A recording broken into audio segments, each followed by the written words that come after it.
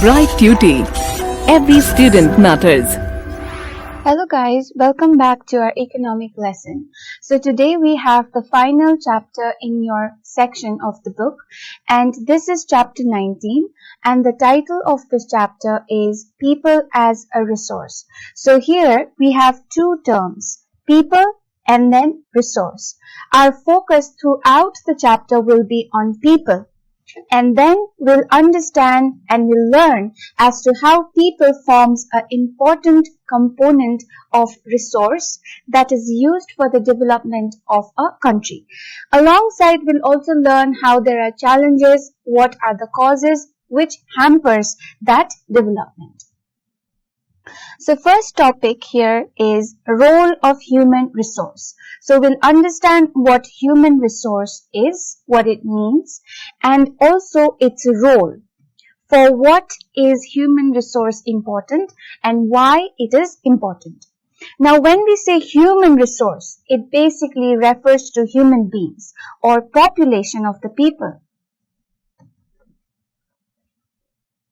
The general population. Alright. Now, population or human beings as a human resource, it goes on to contribute a lot in the process of economic development of any nation. So, take for example, India as one nation.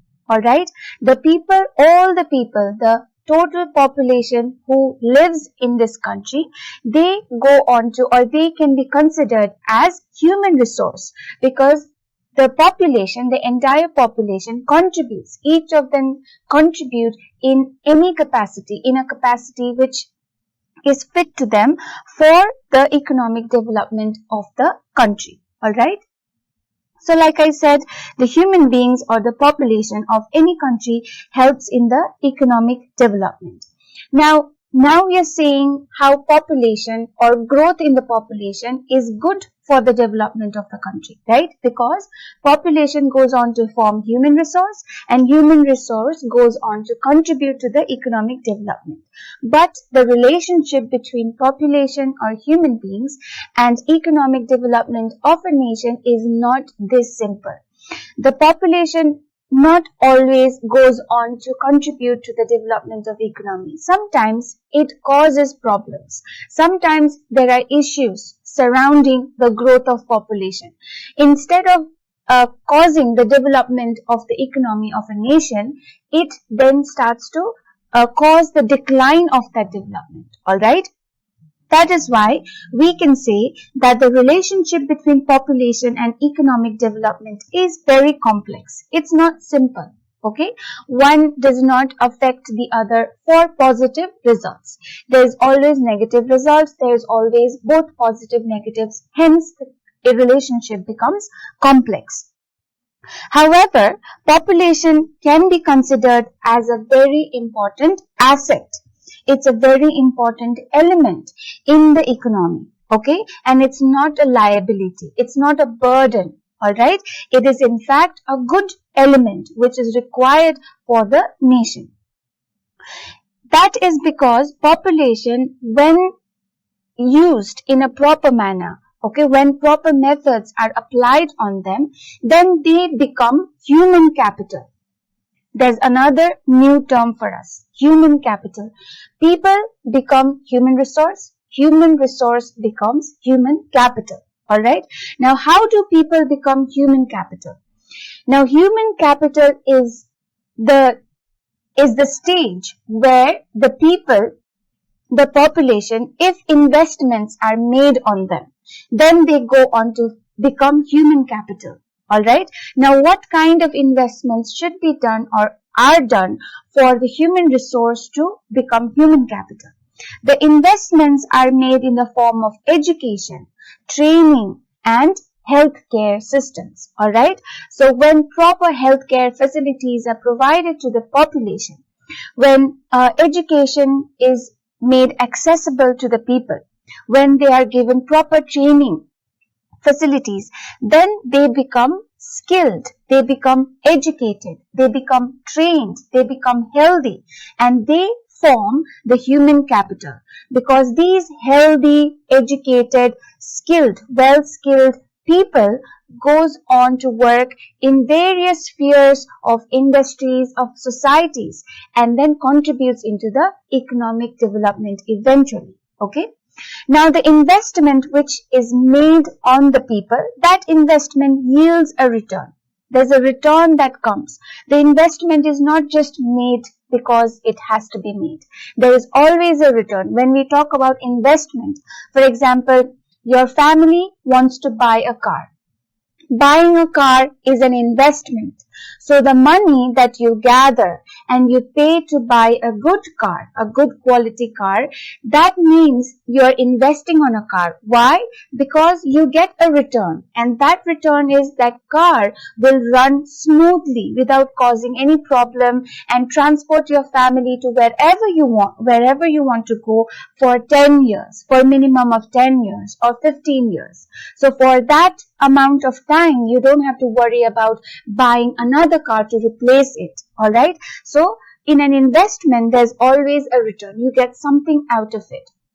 Similarly, human resource investment on human resource also has a return. Alright? And that return is people become educated, skilled, and healthier. Okay, and when people become educated, skilled, and healthier, they generate high productivity or high productive activities, or the outcome of their work. Okay, when they go to work, being healthy, skilled, and educated, then they enroll or they engage themselves in productive activities, and in that activity they become efficient. And their outcome or their result, their production, it becomes larger, it increases. And with that, the income also increases. Alright?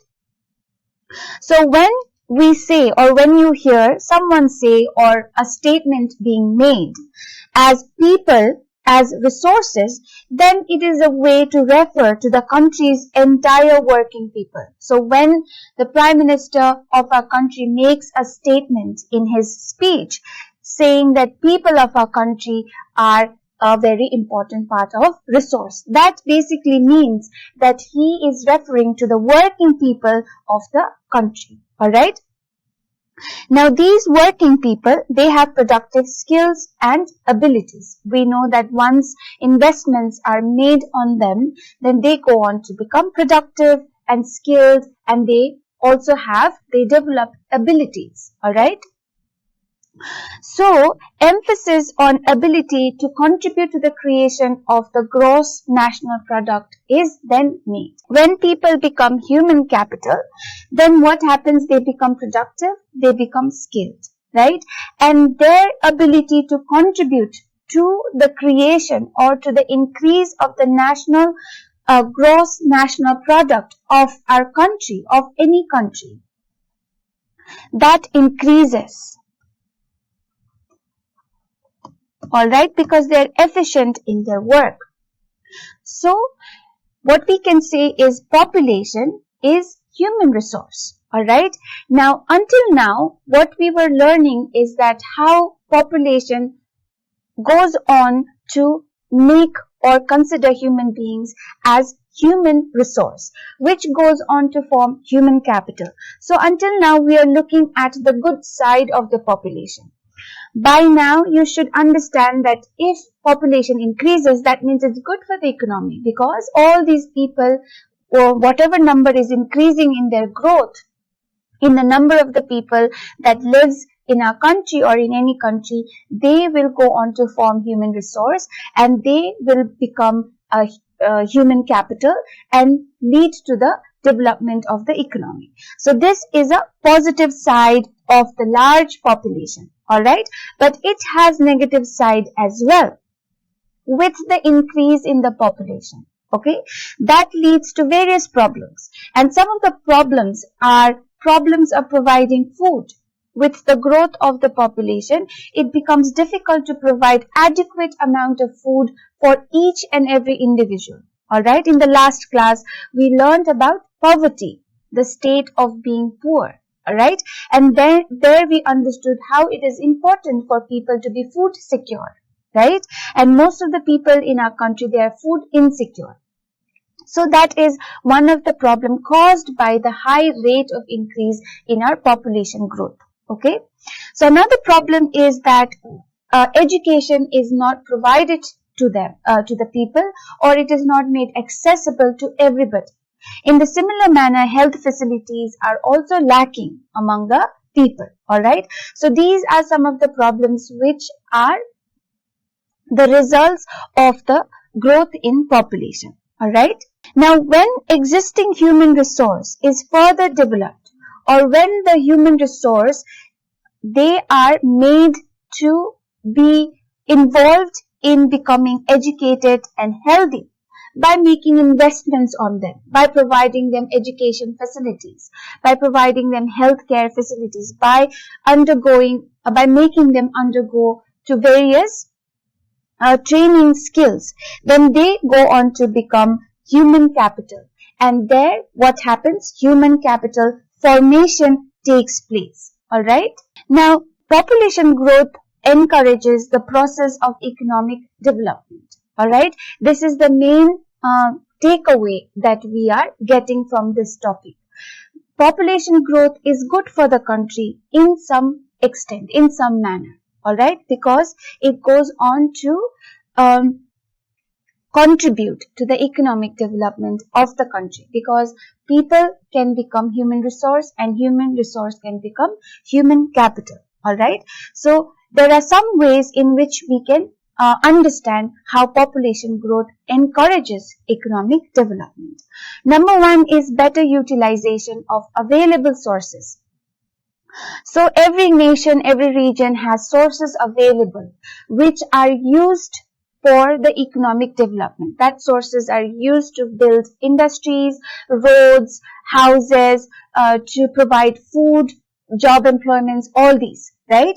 Now, when the population grows, when there are more people means more labor force, more workers,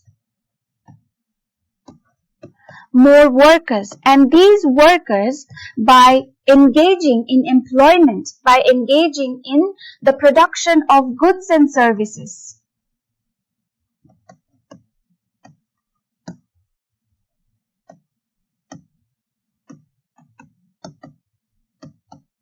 they make better utilization of the available resources.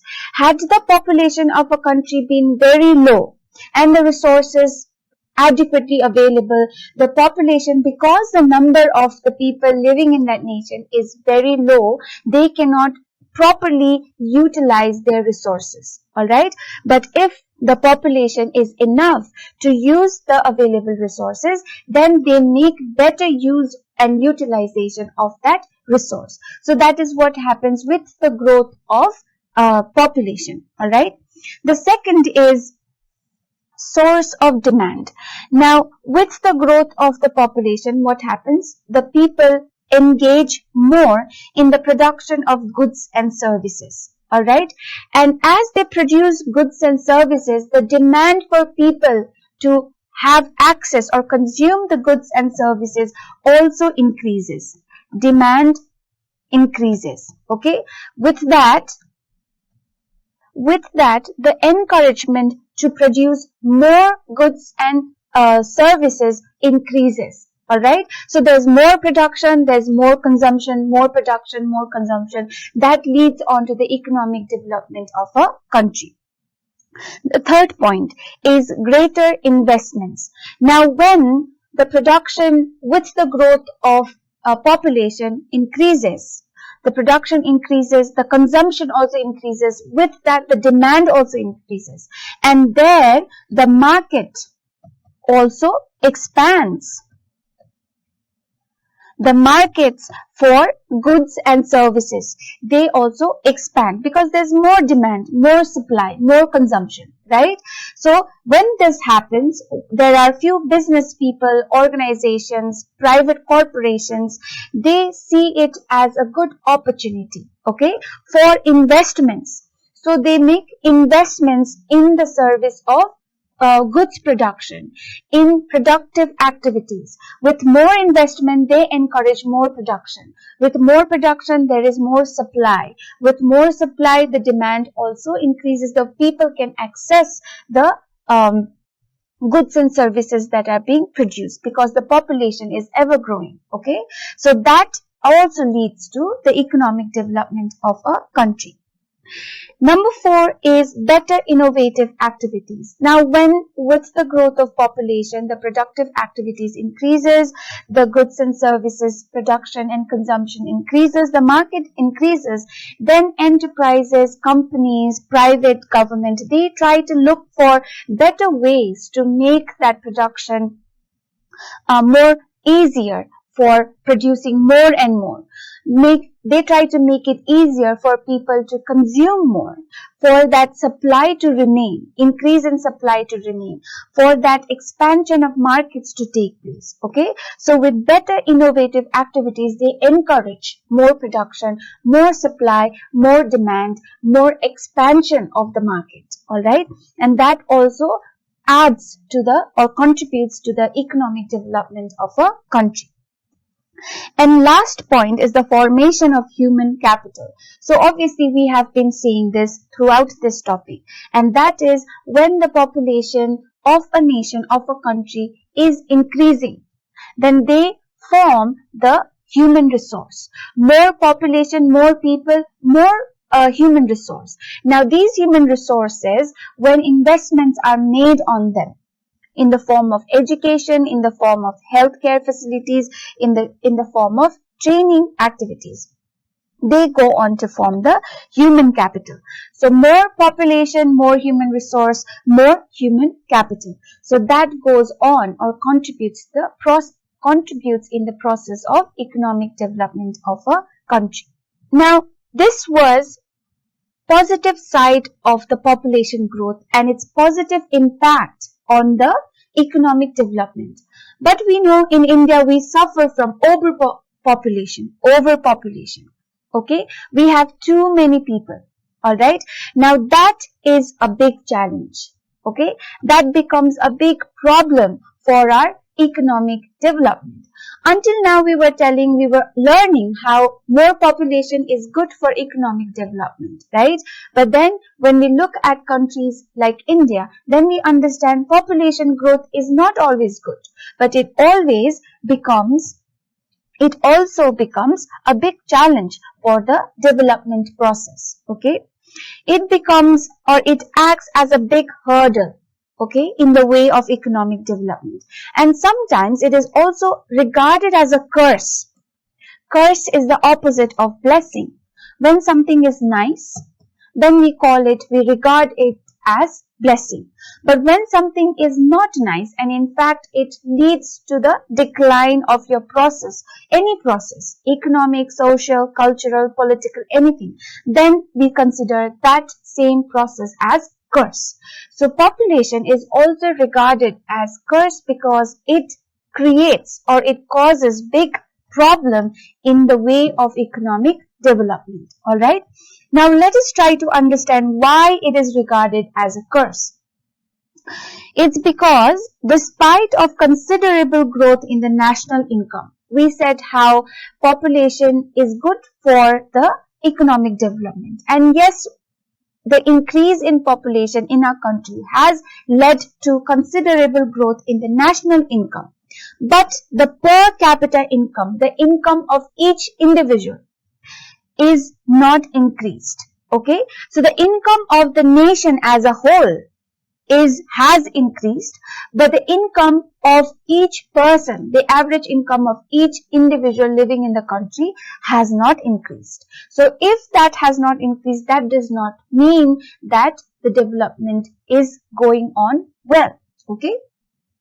The second one, the proportion of non-productive consumers in the total population has decreased. So in the population, the number of people who do not belong to the working category, like children, old age, people who are older than 60 and above, okay, 60 years of age, their numbers have declined, which means there are more people who can work. Okay, but still the burden of unproductive consumers, the burden of those people who do not work but consume, their burden has been increasing in the working people. Okay, so despite the decline in the non-working people, the burden of these non-working people on the working people continues to increase. Alright. The third one, population growth is considered as one of the major causes of unemployment in India. With the rapid growth in population in India, this has also led to a big problem, which is unemployment. Okay, population growth, the rapid population growth has been one of the major causes of unemployment. People are without jobs. They have the skill. They can work. They are able to work, but there is no job available for them. The fourth one, population growth has led to the problem of overcrowding in cities, unplanned urbanization, emergence of slums, etc. So with the growth of population, there is no place for all of them to be accommodated.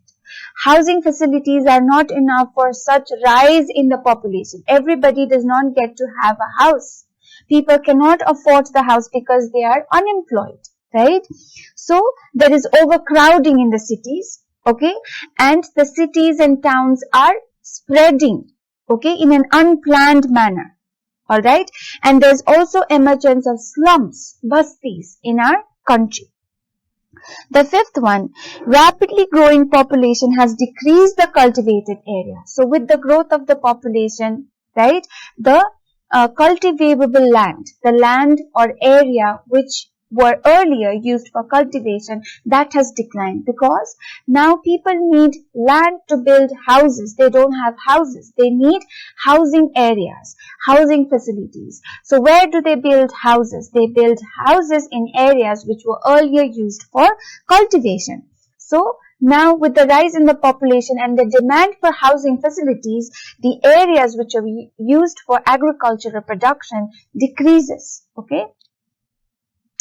And last point is that in spite of large increase in food grain production, their availability has not improved much.